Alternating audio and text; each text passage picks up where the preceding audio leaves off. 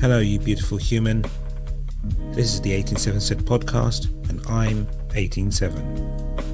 The 187 Said podcast is a podcast for men, those who identify as men, and those that care for them. I'm producing this podcast to normalise the conversation around many of the topics that have an impact on men. If you're finding the episodes helpful, then feel free to support me by sharing the podcast, talking about the subject, or even getting in contact with me and letting me know what subjects I should cover.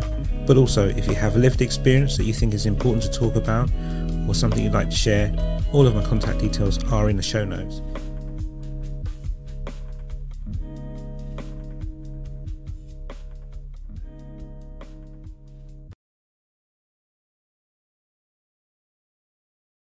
And this episode is entitled, What is a Real Man?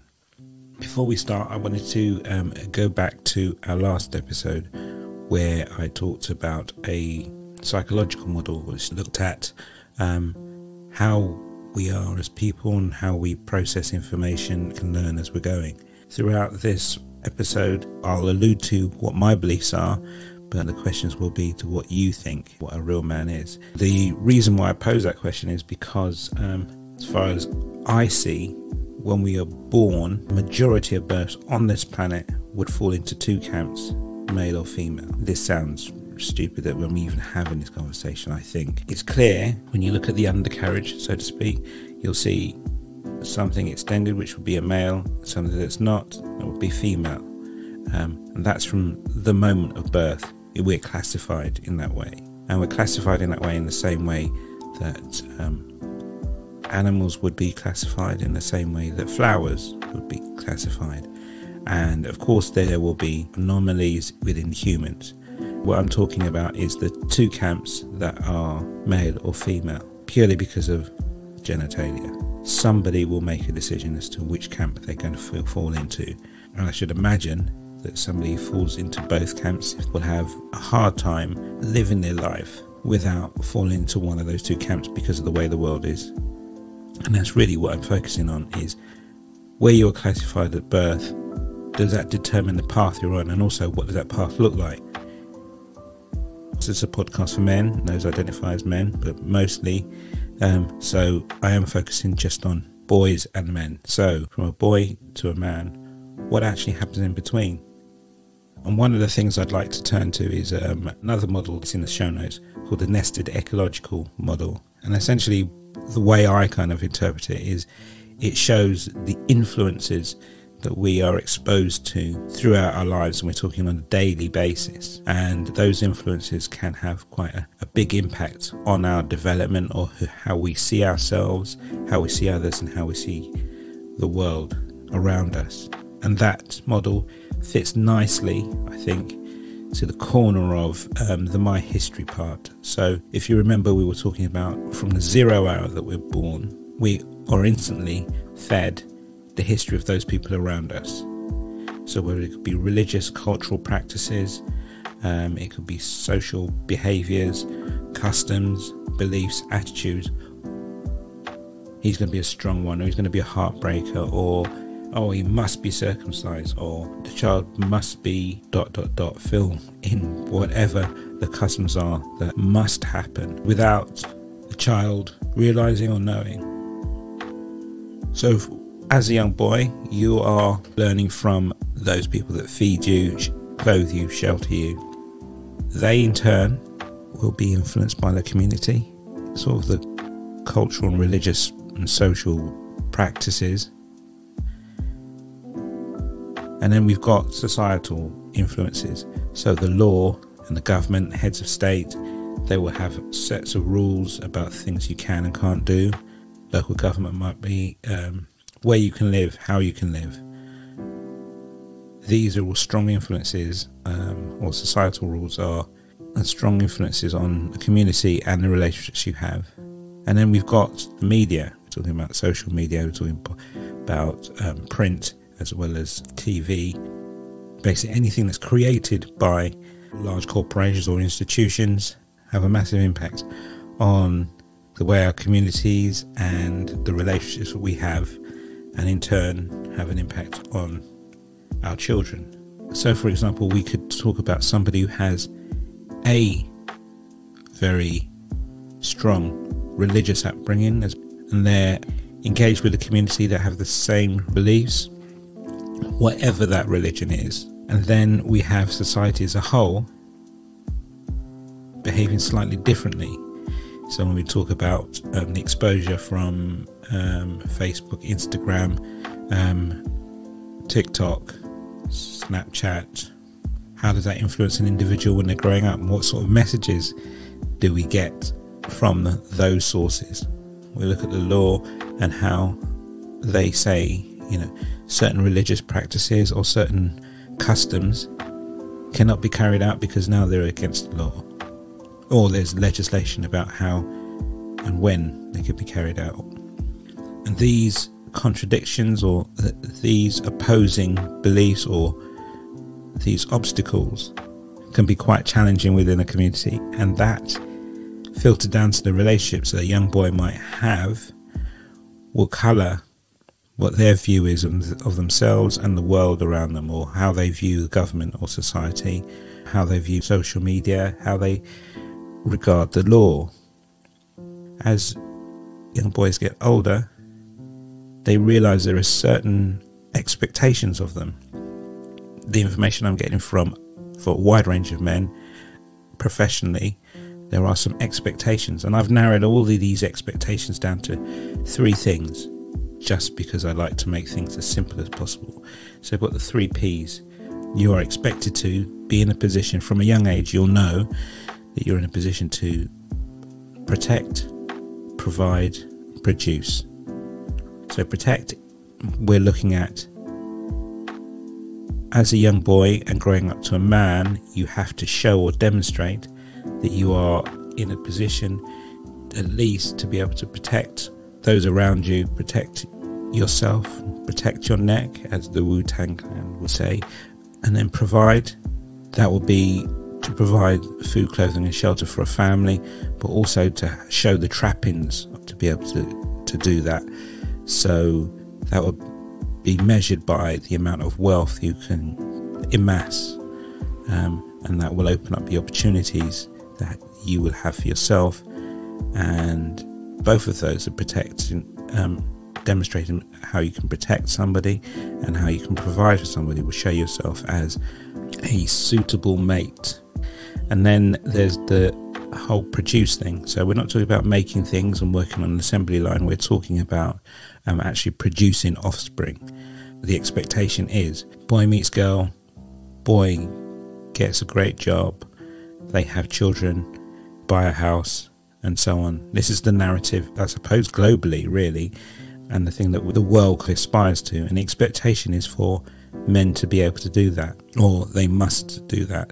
Well, in regards to protection, how a man will view themselves and whether they can protect each other or not is, for men, in order to be a real man, I suppose, through the veil of Tinder, you'd be over 6 foot.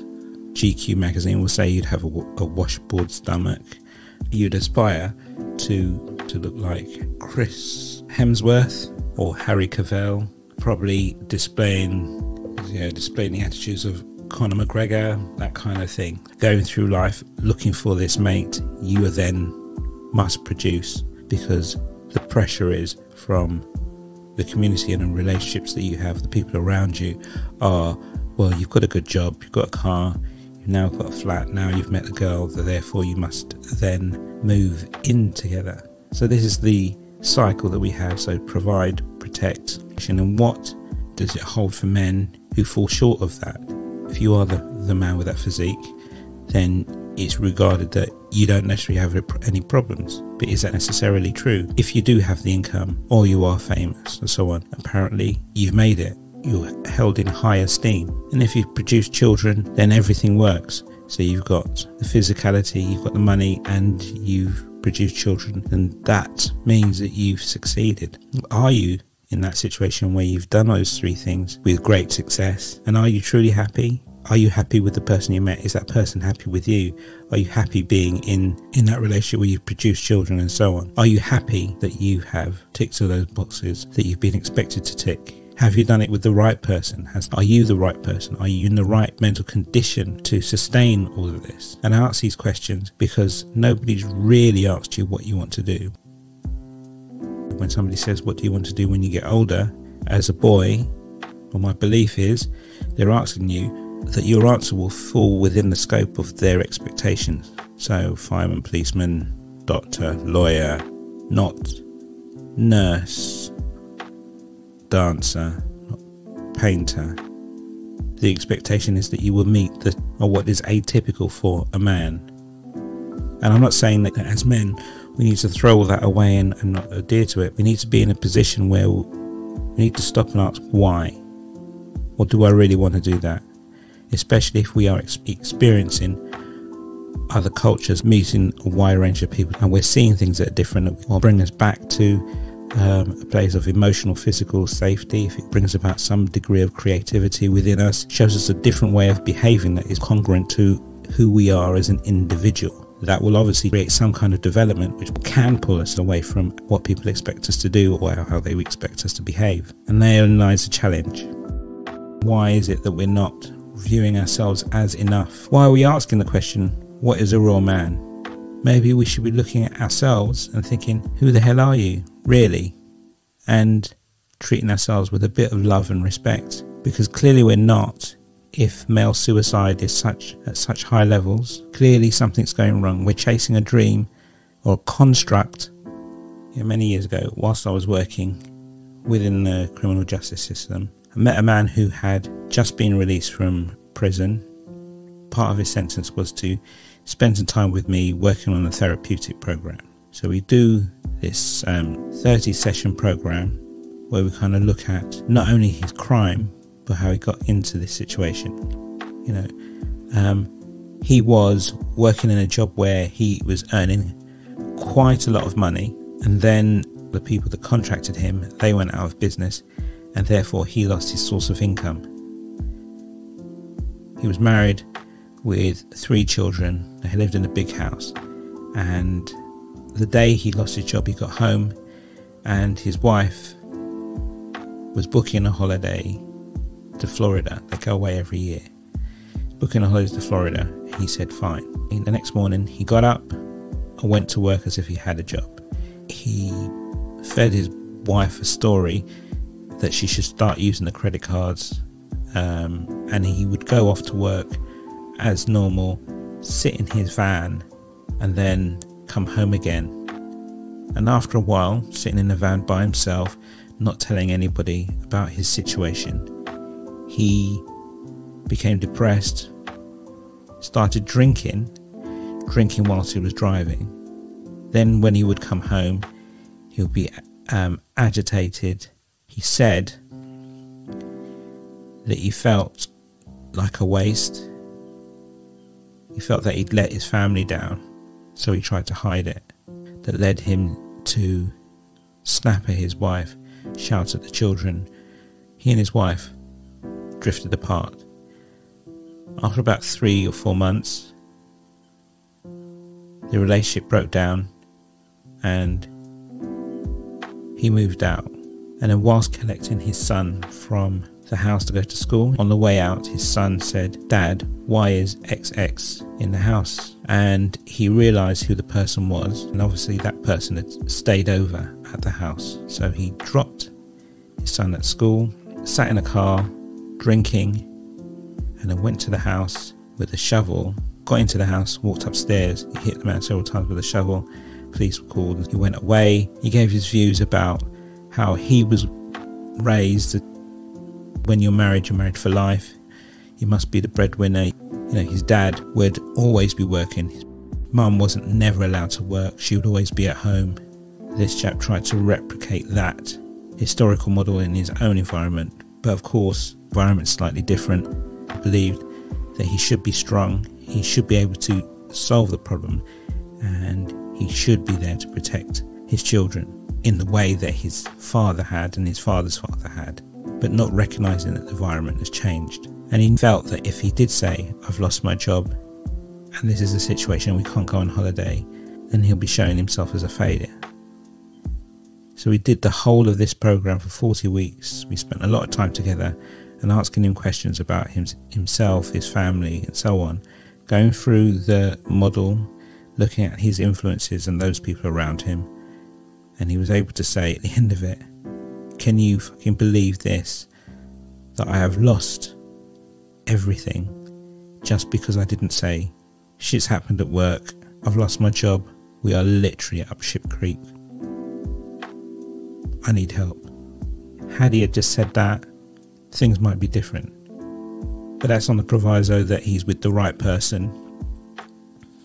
who would be supportive, who did love him and did respect him for who he was. So I said all of that to say this: the things that are handed down to us as part of our learning history, and the things that we are living and dying by, are they useful? So I suppose the real question is not what is a real man, but who are you? Are you the person you want to be?